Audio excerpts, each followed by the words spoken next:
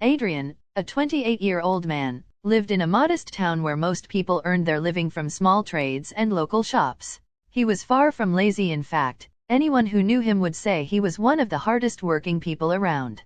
But Adrien's problem wasn't effort. It was direction. In the past 4 years alone, Adrien had tried 8 different ventures. A street food stall selling grilled meat lasted 2 months before he quit due to thin margins.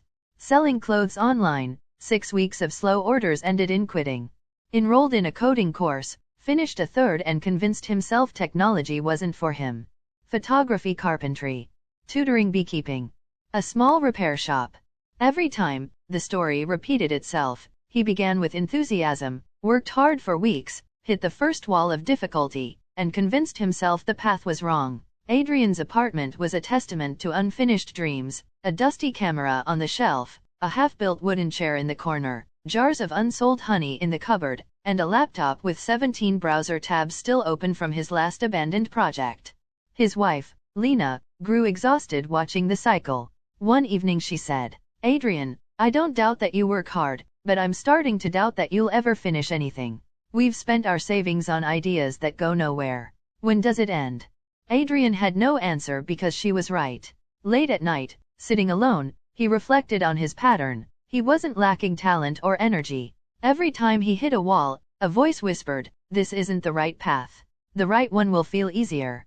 So he would abandon ship and swim toward another island, never staying long enough to discover what was beneath the surface. The worst part was watching people around him succeed.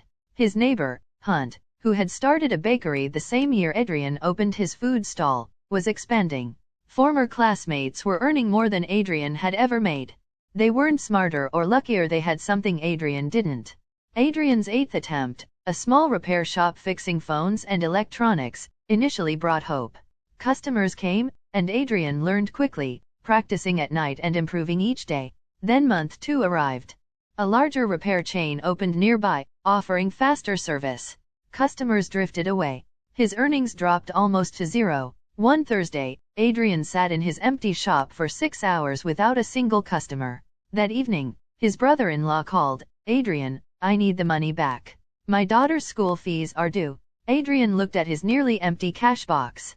He closed the shop that night, walking home in silence. Lena was waiting with the household budget spread out. Adrien whispered, "I think I've tried everything. Maybe I'm just not meant to do anything great." Lena looked at him for a long moment and said, "Adrien, you haven't tried everything. You've tried the first month of everything. That's not the same thing." Her words hit him hard. The next morning, he went for a walk and wandered into the old part of town.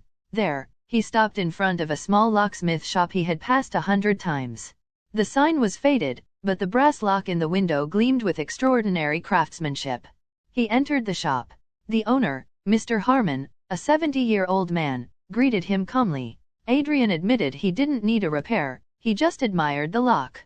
Mr. Harmon smiled and shared a simple truth. He picked up a magnifying glass and a piece of paper. "If I move this lens around, nothing happens," he said, demonstrating.